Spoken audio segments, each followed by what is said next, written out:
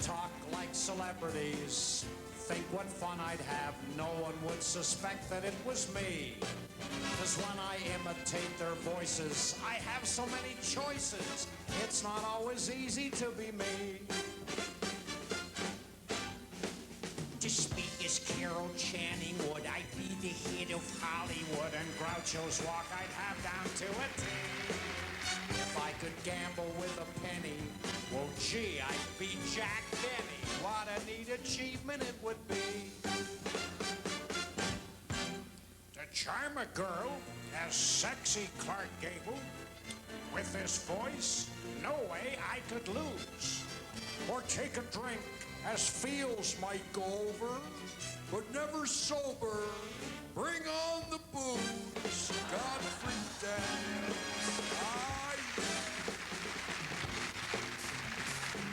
Good evening. Welcome to our show, Night of 42 Stars. 42 stars. You're late, sir. You got a note? 42 celebrities. For the next hour, you're going to see on this stage 42 personalities. And you know where they are right now? They're all right up there, waiting to come out. Oh, wait a minute. I just got a message here. Oh, that's a shame. Humphrey Bogart, Richard Burton, David Brinkley, James Cagney, Gary Cooper, Liberace, Raymond Burr, and Cary Grant will not be appearing tonight. What a pity. Good heavens. But we have a lot of other celebrities. So sit back and relax, because for the next hour, we're going to take you into the world of television, movies, and politics right here. And I'm particularly happy to be here tonight because this marks, this year, my 25th year in show business. For yours truly.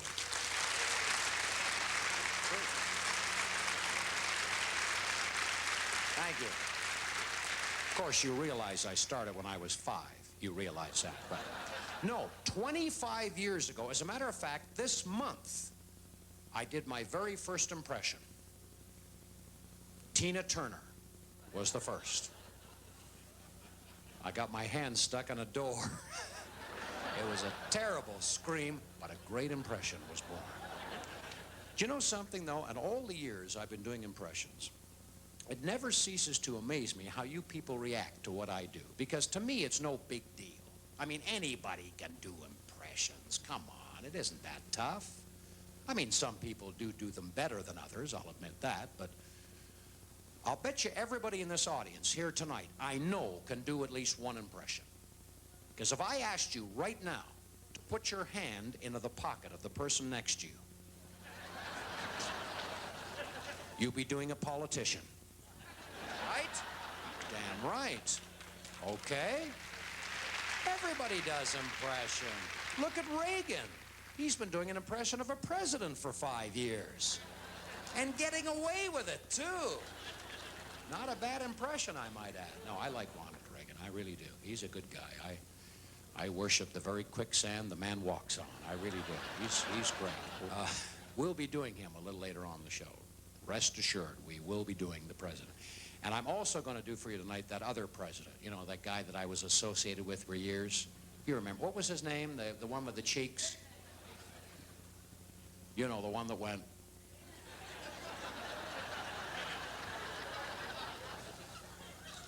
I did not do anything wrong.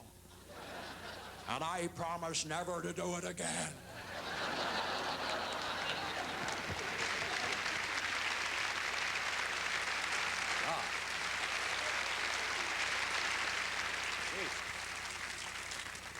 Having a gel movement. But, oh, that's offensive. Anyway, no, I was kidding. Look, when I said, you know, put your hand into the pocket of the person next to you, that was a cheap shot, really. There is one impression that I wish you people would do for me tonight. And I know you can do it, too. I'm convinced you can do it. If you people would do, for me, an impression of a happy audience, now that would make me feel really good. Could you do that for me? Fantastic! And so I hope to be bringing you a laugh and some memories, too, of the greats of movies and TV. It's fun to talk like celebrities, walk like celebrities, act, sing, dance like celebrities. Enjoy them all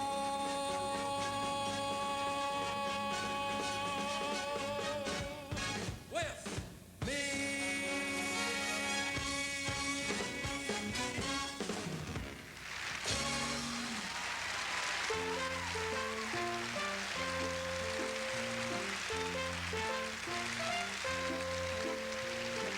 You know, this morning, my agent said to me, Rich, if you could do a show with any female in the world, anybody living today, female, who would it be?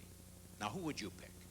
And he said, would you go for Bo Derek, or would you go for Linda Carter, or Suzanne Summers? I said, no. There is one I would love to work with. This is going to surprise you. Dr. Ruth Westheimer. I'd love to have her open for me, because it'd be great to follow a sex act. It really would. Dr. Ruth Westheimer. Go ahead. You're on the air. You know. Got it. You know. It's a short impression. You know, sex is a lot like politics. You don't have to be good at it to enjoy it. Well, let's now go to Washington. Ladies and gentlemen, the 40th President of the United States, Ronald Reagan.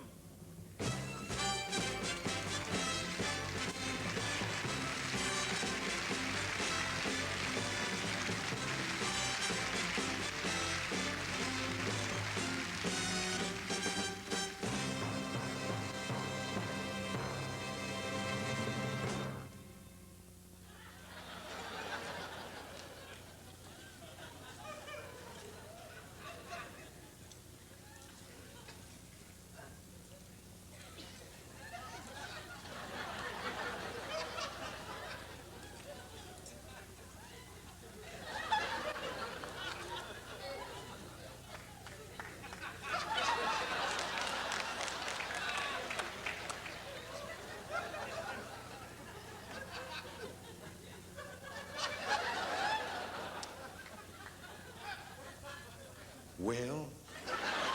Mr. President? Yes.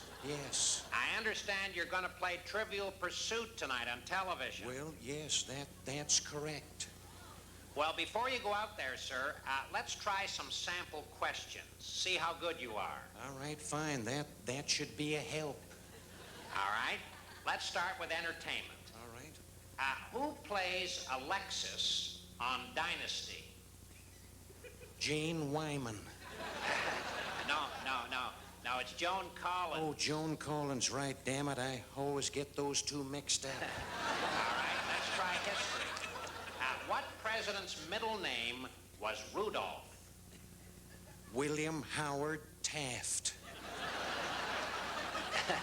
No, it's Gerald Ford. Oh, Gerald sir. Ford, right. William Howard Taft's middle name was Howard. Was Howard, of course it Listen, was. Why don't I give you the first 4 questions? No, wait a minute, you can't do that. No, That's just cheating. to get you started, sir. Well? See, all you have to do is just memorize the answers. Now, the first answer is Joan Collins. Right. And the second is Gerald Ford. Gerald Ford, yes. Here's the third question, science and nature. Name the most common type of bridge design in the U.S. And the answer is steel truss. Steel truss, of course. Number 4, arts and literature. Whose autobiography is entitled First Lady from Plains? Answer, Rosalind Carter. Rosalind Carter. So just memorize those 4 answers, sir. Joan Collins, Joan Gerald Collins, Ford, Gerald Ford, Steel Truss, and Rosalind Carter. I'll memorize them. I'll get it perfect, trust me. Joan Collins. Good evening and welcome to Celebrity Trivial Pursuit. Tonight we welcome 3 living presidents as contestants: Gerald Ford, Jimmy Carter, and Ronald Reagan. And now here's your host and moderator for the game, the man we all love to hate, Don Rickles.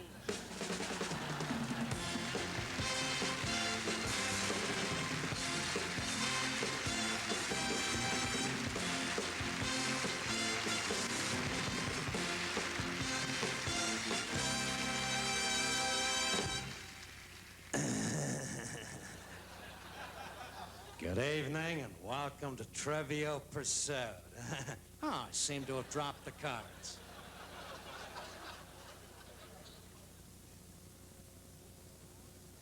Well, I hope they're still in order. If they're not, who cares?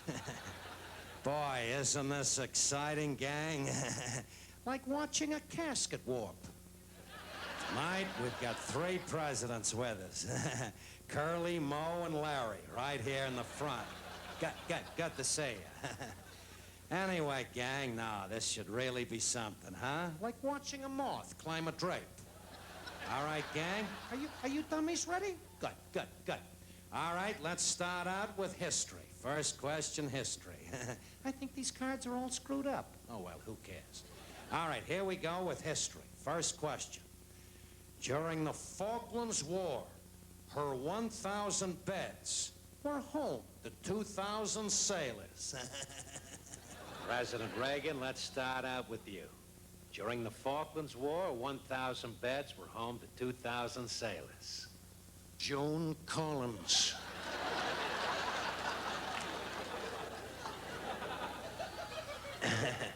Wrong. Close, but wrong. President Ford, you get a chance at the same question. I pass. President Carter.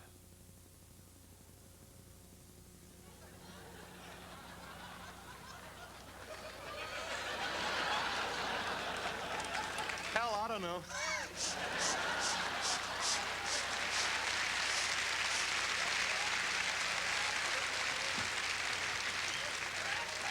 Come on, you dummy. You were a naval officer and commander-in-chief. What ship comes to mind? The Titanic. No, the QE-2. Oh, the QE2, of course. Next of course. question, science and nature. President Reagan, what fell from the sky on July the 11th, 1979? Gerald Ford. No. President Ford, the same question. President Ford, try and read my lips. I'm trying to remember where I was on July the 11th, 1979. President Carter. Hell, I don't know.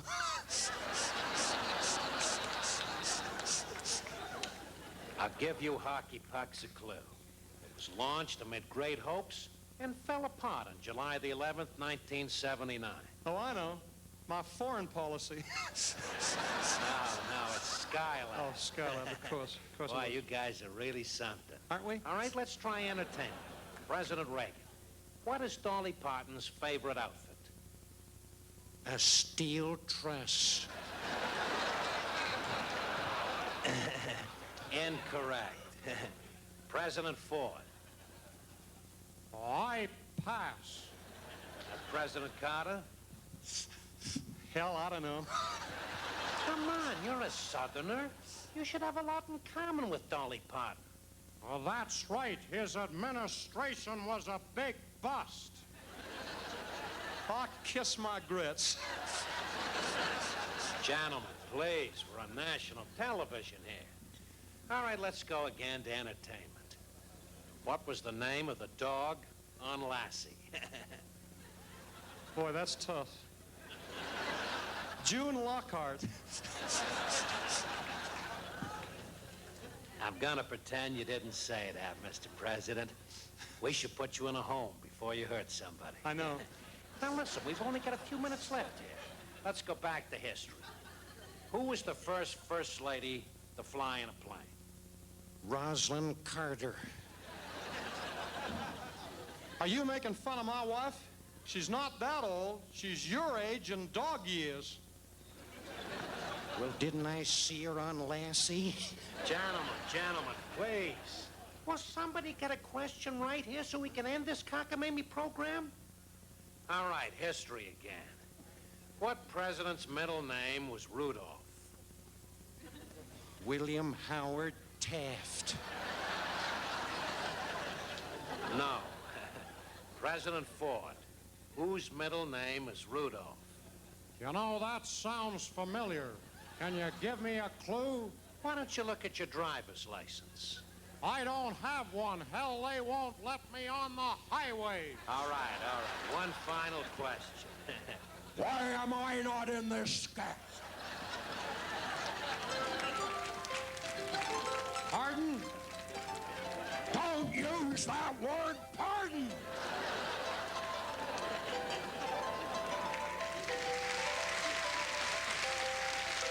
How did this show get out of control here? Somebody throw a bucket of water on it. I tell you, gang. Phone the VA hospital. Somebody's out of their bunk. See you next week, gang. Boy, this is really exciting.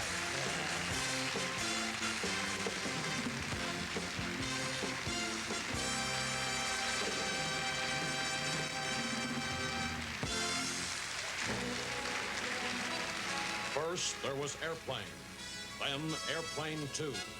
Now, MGM unproudly resents Sick of Airplane.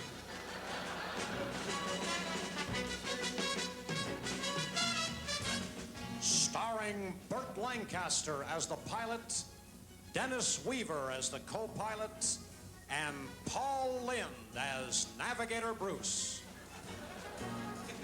Also on board the plane are John Houseman, George Burns, Rodney Dangerfield, Jimmy Stewart, and Johnny Carson.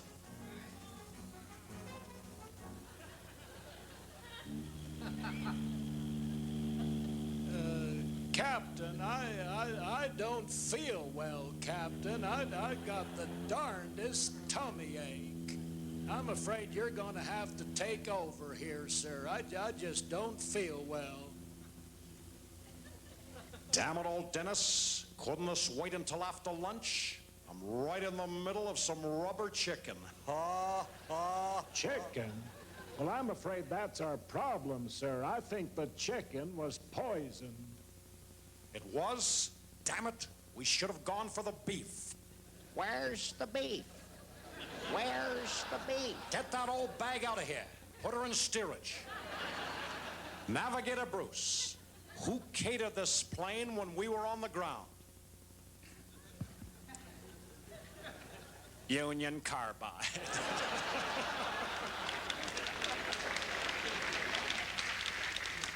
What's our position on the radar screen? We're that little dot between that wiggly and that squiggly. Shall I notify the tower, sir? Certainly not. You know what blabbermouths they are. Tell them and it'll be all over the neighborhood. Ha, ha, ha. I know, sir, but if we don't tell them, chicken will be all over the neighborhood. You've got a good point there. You've got a good point. Well, we got to keep calm no matter what. This is no time to panic. Well, fine. Why don't you climb out of my lap and notify the passengers? Oh, my God. Oh, I liked it. Very observant there, Bruce. Didn't think you'd notice that. All right, I will. Notify the passengers. Ladies and gentlemen, this is your trouble speaking. I want you to know that we're in captain. There's no cause for chicken. Correction.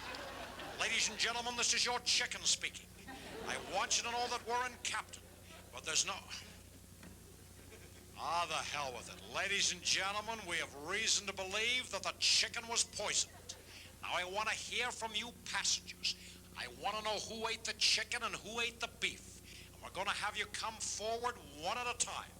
I want to hear from all of you. And we're going to start off with passenger 1A. You're up first. Ladies and gentlemen, Mr. John Houseman.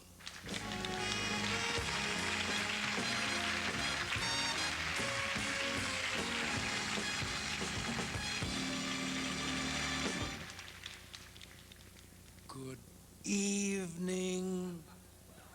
My name is John Houseman, actor, director, producer, and hamburger salesman. I have here in this briefcase over $500,000 in cash. I made this money the old-fashioned way. I stole it. So here I am with all this money. What do? Like a putz, I eat the chicken instead of the beef. The reason I didn't eat the beef is it's very simple. I don't like the way they cook it on airlines. They make it the old-fashioned way. They burn it.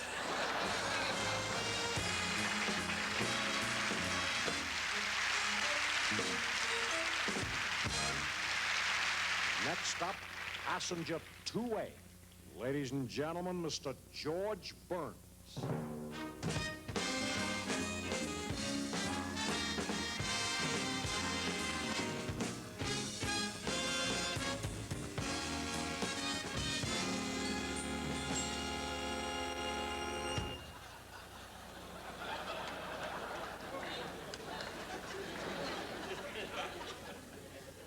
How do you like that? I ate the chicken and now I'm shot down in the prime of life.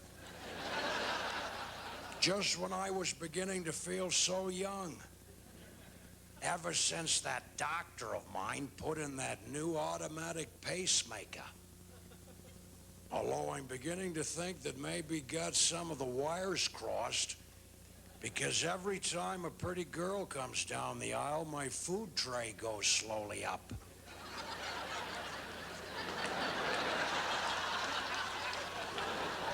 Well, if you didn't get it, think about it. Only don't take too long. I'm nearly 90. See, at my age, your memory is the second thing to go. Don't ask me what the first is. I can't remember. See, you're only as old as the girls you feel. Trouble is, I haven't been feeling too well these days. Yesterday, I went for a vasectomy bypass. A triple. Oh, I wish I was 18 again. I wish I was 18 again. 18, hell, I wish I was 80 again. Mr. George Burns. Yeah, George Burns.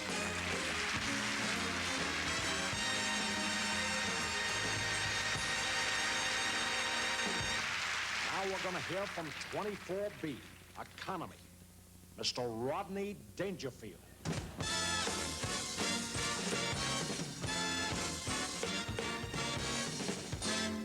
Hey, how do you like that? Hey, get no respect, you know what I mean? No respect. I didn't get any chicken or beef, and I'm sick. That's because I'm sitting next to my wife, that's why. Boy, is she ugly. She'd make a train take a dirt road, let me tell you. And we have to sit her in the corner and feed her with a slingshot. I'll tell you, that's ugly. I took her to the circus the other day, and the kid stuck a peanut up her nose. We have to tie a pork chop around her neck to get the dog to play with her. I'll tell you, that's ugly. Not only is she ugly, she's also fat, too. Boy, is she fat. You have no idea what I have to go through. Oh, to hell with you. I'm not waiting. Boy, is she fat. We had to put speed bumps on the buffet. I'll tell you that's fat. The only way to get her out of the phone booth is to grease her thighs and throw a Twinkie in the street. I'll tell you that's fat. I get no respect. You know what I mean? No respect.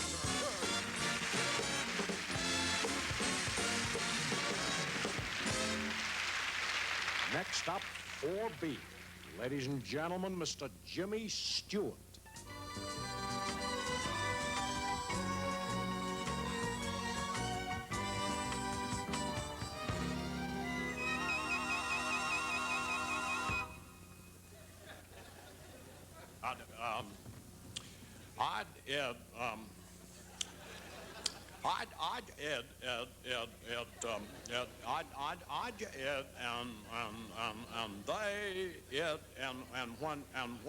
And when you analyzed it, it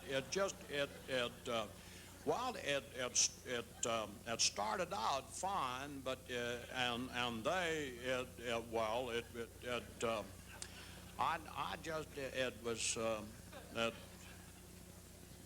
I don't know what the hell I'm talking about here. You know, this whole thing here, this airplane thing here is just dumb here.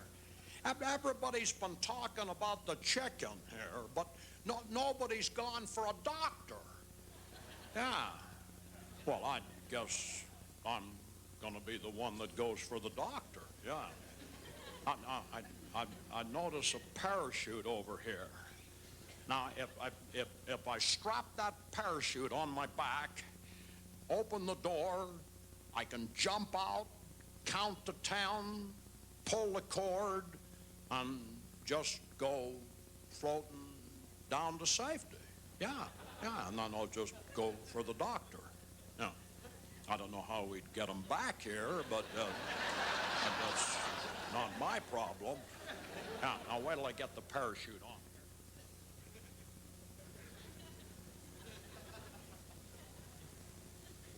I gotta get the door open.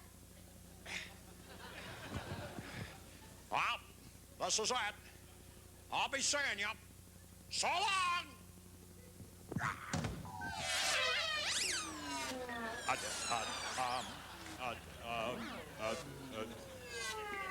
One.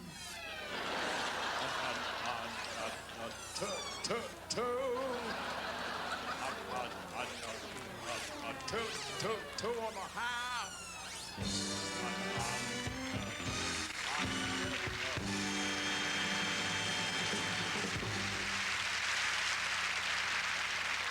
And finally, 7A.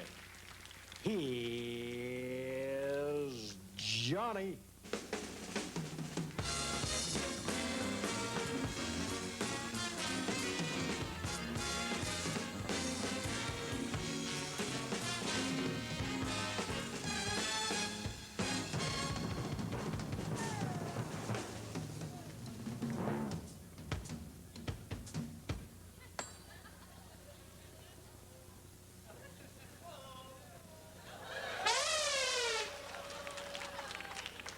Same to you with knobs on it. Okay. Incidentally, do you people know why Jimmy Stewart jumped out of the plane? I know he said he was going for the doctor, but this is not true. No, Jimmy jumped out of the plane because, frankly, it's cold in here.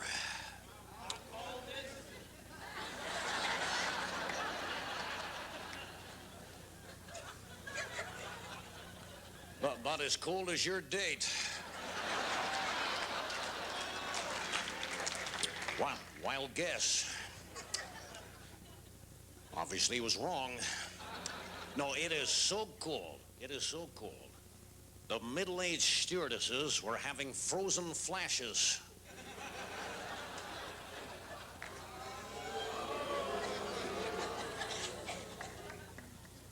May a dog in heat romance your shin for the month of September. Remember, folks, these jokes shouldn't be too great, otherwise I wouldn't be doing a good Carson.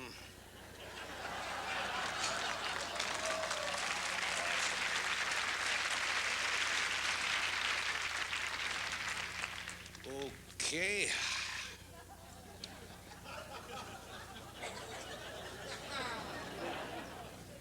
Quiet, please. 600 million to 1. 600 million to 1. What, do we got stereo here tonight?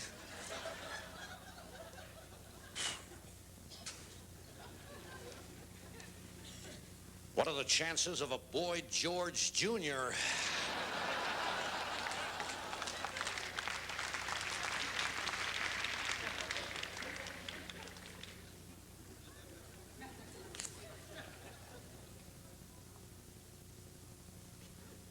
Pia Zadora. Pia Zadora. That's what I said. Pia Zadora.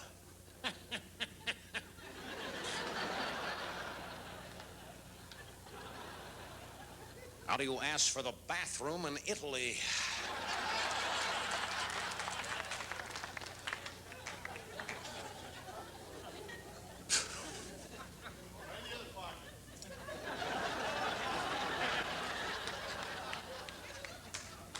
I'm going to do Lassie in a minute, and you're going to be the tree.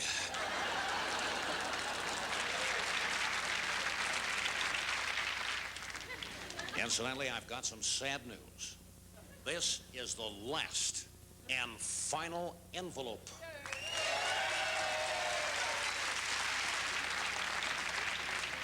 May a perverted computer salesman show your daughter his software.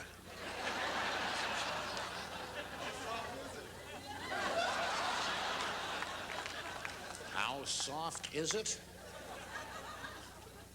As soft as your head.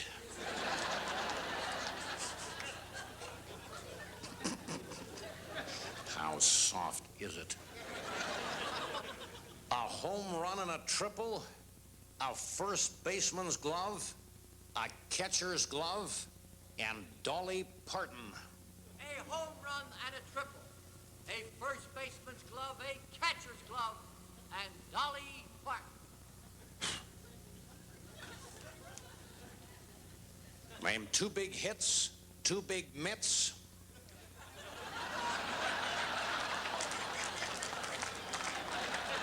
And a country western star. Hi-oh! And that's it for Sick of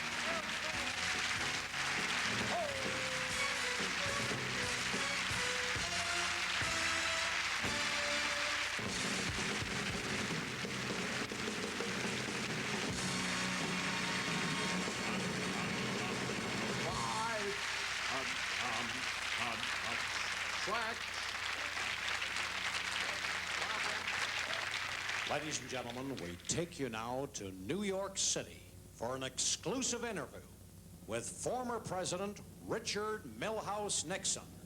And now here's your host and moderator for the show, the man everybody loves, and he particularly, Howard Cosell.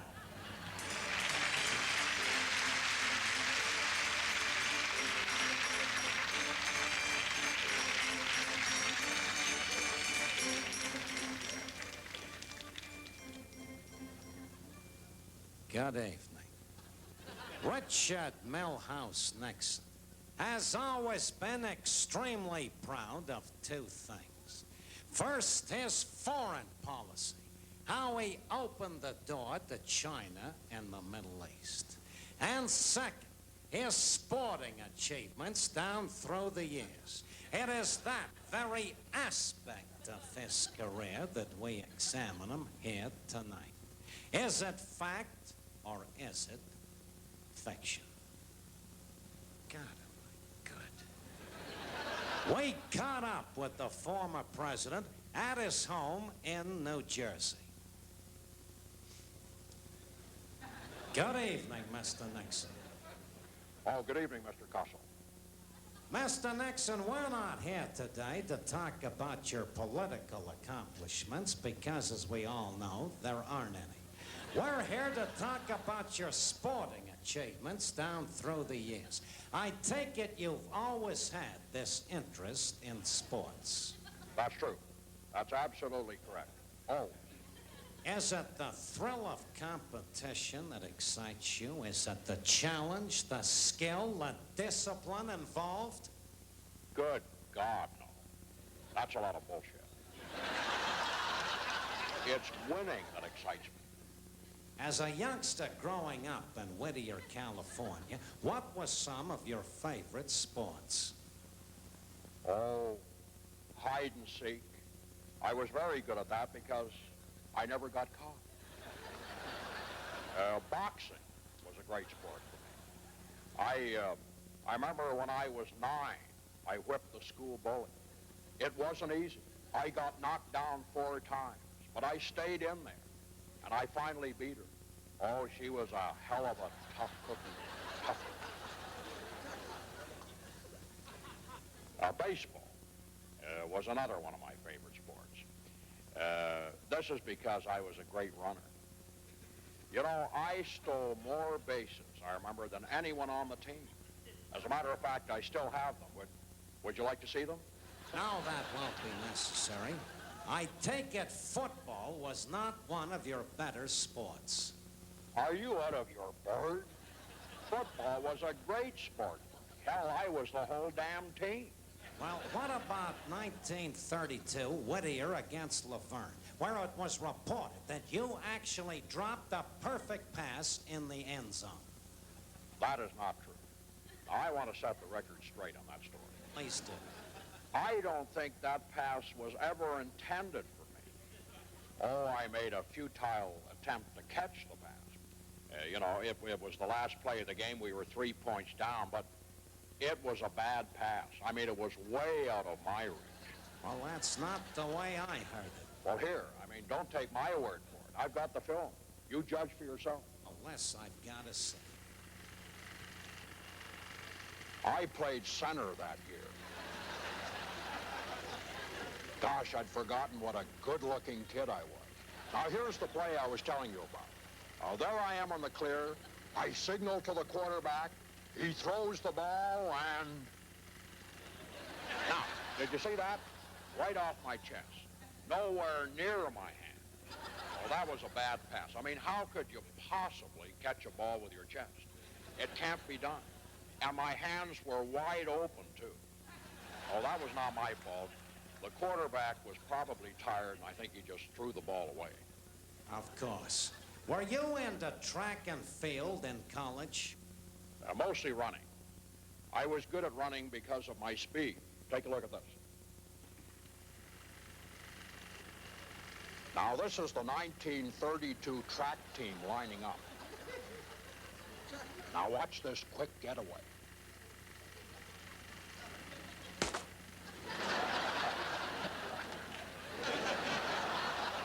Well, that was a tough sport.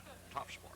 You're incredible, Mr. President. You seem to be good at almost every sport you attempt. What about swimming? Once again, speed. Here it is. Now, this is our swimming team. Duke University, 1934.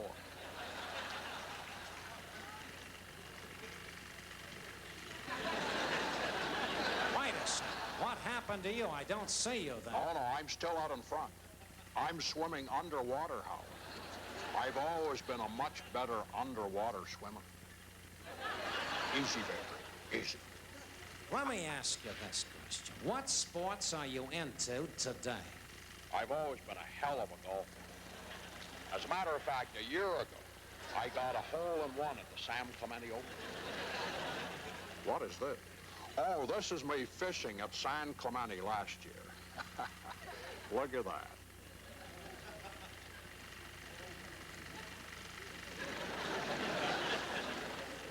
Those damn tapes.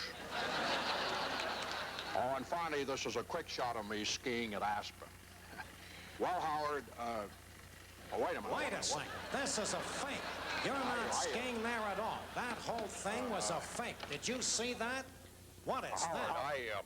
I don't know how that film got in there, but that was not me skiing at Aspen. As a matter of fact, that was part of a new movie that I'm making for Republic Pictures. Oh, presidential snow job? The name of the movie is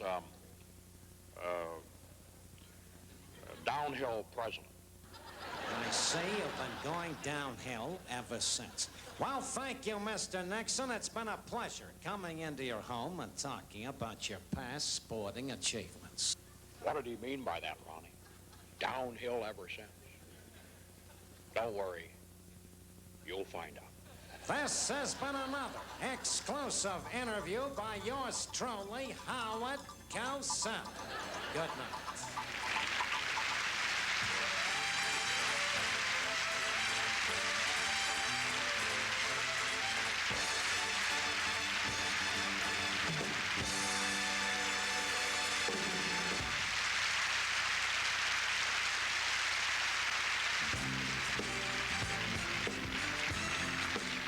Ladies and gentlemen, the 41st President of the United States, Jack Nicholson.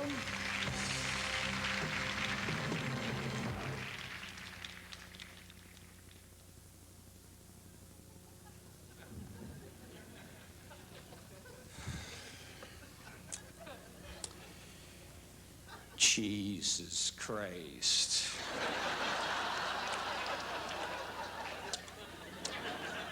Hey, man, we're gonna have a press conference here. You know what I mean?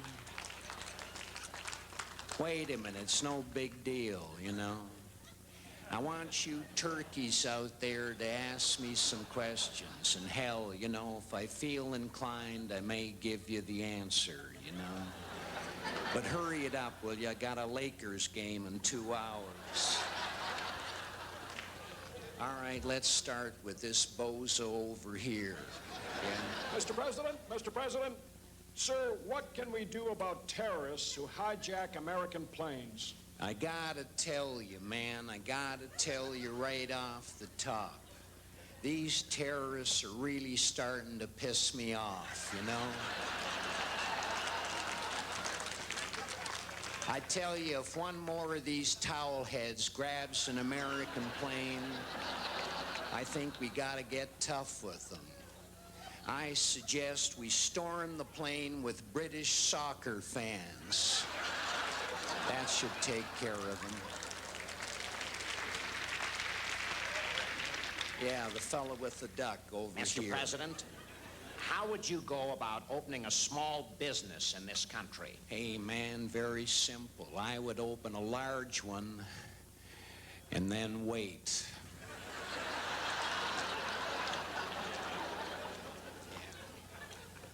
Mr. President, now that you've seen top secret FBI files, can you tell us where Jimmy Hoffa is? Hey, man, did you eat your cornflakes this morning? Yes. Well, then you know where Jimmy Hoffa is, man. He's on the back of your goddamn milk carton. That's where he is. Jesus, what a yo-yo. Mr. President, Soviet leader Mikhail Gorbachev said yesterday he's worried about you having your finger on the nuclear button. Any comment on that, sir? Well, if I got one finger on the button, man, then I got another finger free for Mr. Gorbachev.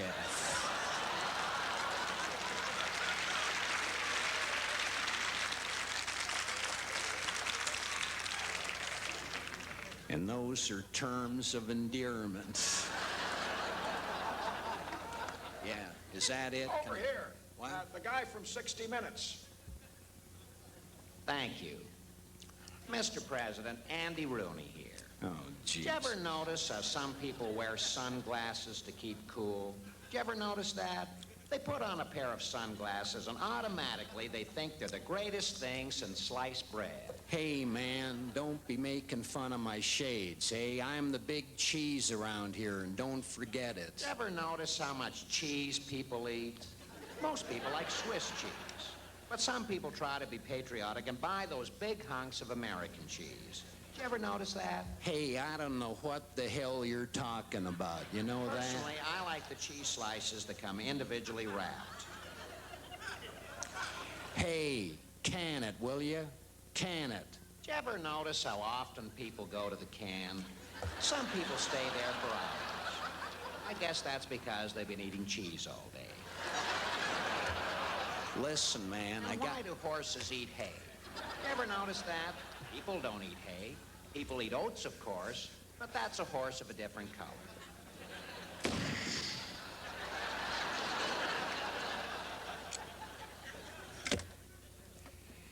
He's made my day. Good night, everybody.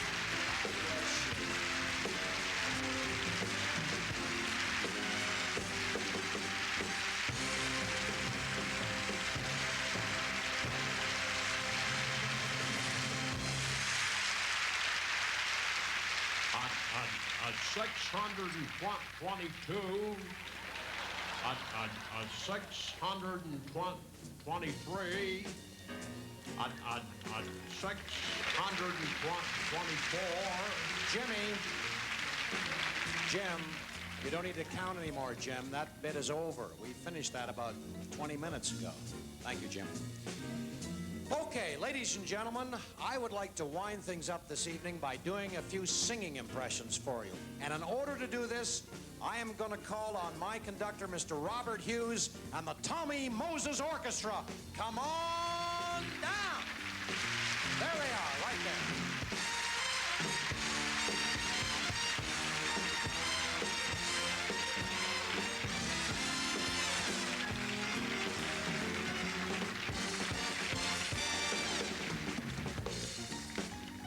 As I said, we're going to do a little medley, and we're going to do some of the older recording stars. We're going to go back through the years, and we're also going to do some new ones for you tonight, too. I would like to begin by doing this gentleman.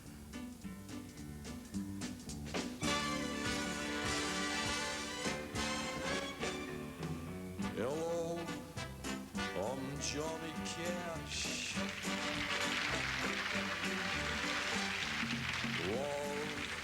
Is a burning thing, and it makes a fiery ring. I fell into a burning ring of fire. I went down, down, down, and the flames went higher. I went down, down, down, the ring of fire, the ring of fire. Hey, naughty, naughty, that's Big Johnny Cash, your boy named Sue.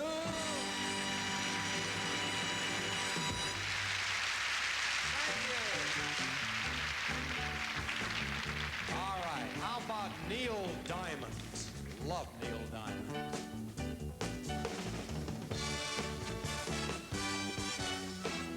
Oh, August night with the leaves hanging down on the grass on the ground, smelling sweet. Oh, up the road to the outside of town, and the sound of that good gospel beat. Sits a ragged tent where there ain't no trees, and that gospel group telling you and me love, brother, love, show, brother, love, travel and salvation show. Pack up the babies and grab the old ladies, and everyone goes, everyone knows, brother, love, show.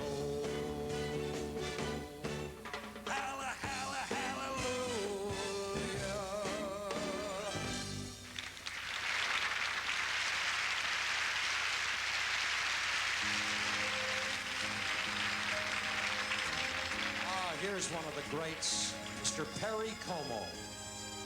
And the tune is And I Love Her So. Perry Como. And I love her so. The people ask me how I've lived till now. I tell them I don't know.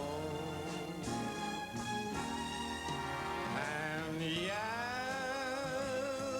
I know how lonely life could be. The just follow me, and the night won't set me free. But I won't let the evening get me down. Now that you're around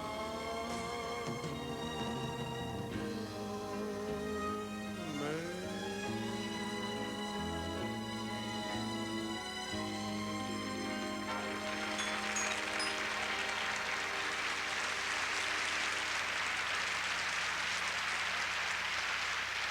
Love, very cool. All right, listen, I would like to do for you now my all-time favorite performer. Every time I go to take him out of the act, because I've been doing him a long time, people say, no, he's our favorite too, leave him in. Okay, I'm going to do him one more time tonight. My all-time favorite performer, coming up. Here he is.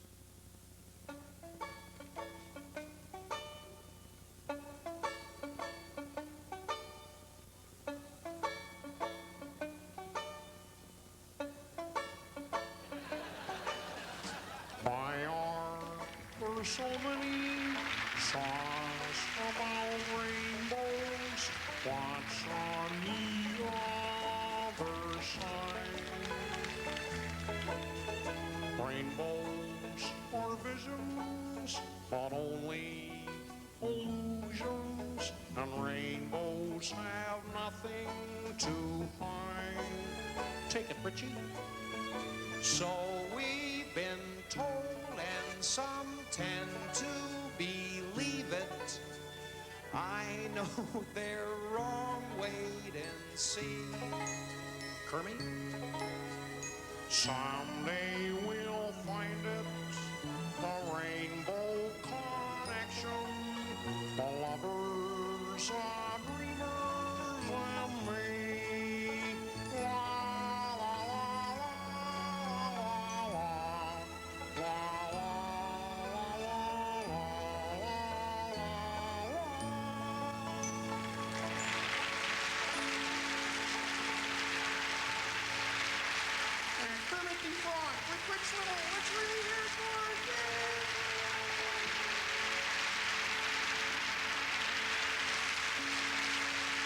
God damn, we're a hit, take another bow.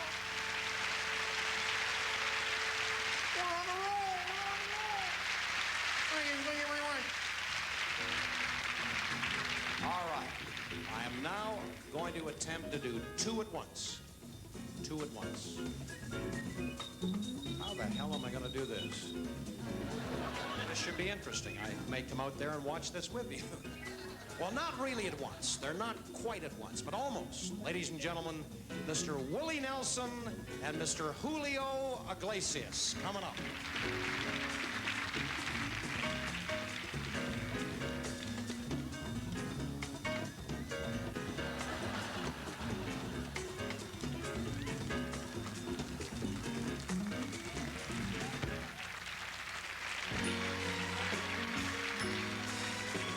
Look like an ugly Indian.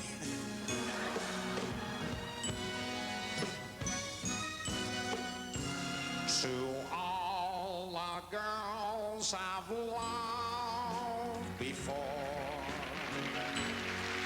who wandered in and out my door, I'm glad they came along.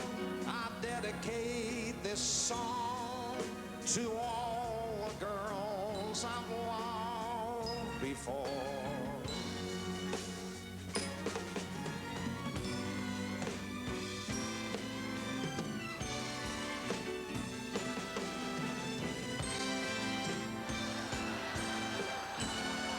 To the girls I once loved,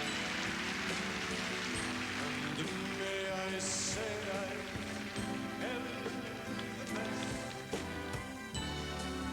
for helping me to grow. I love the lot I know to all the girls I loved before.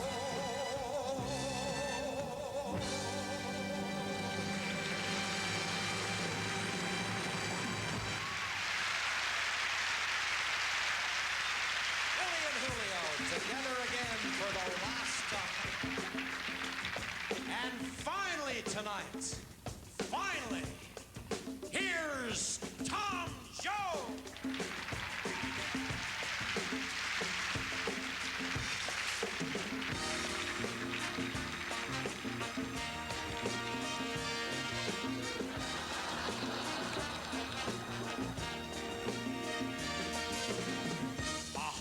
Is long enough for two.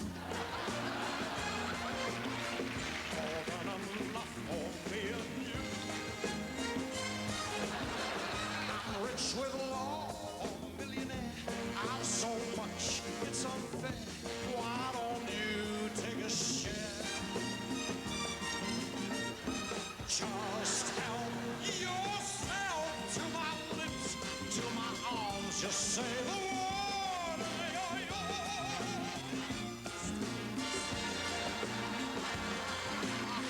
Your smile is open up the door. Just help yourself.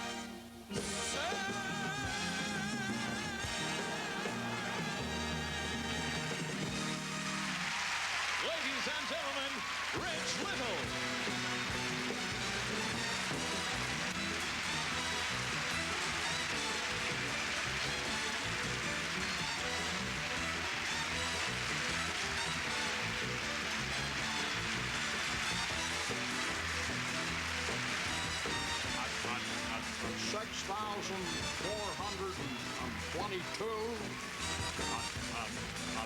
$6,423.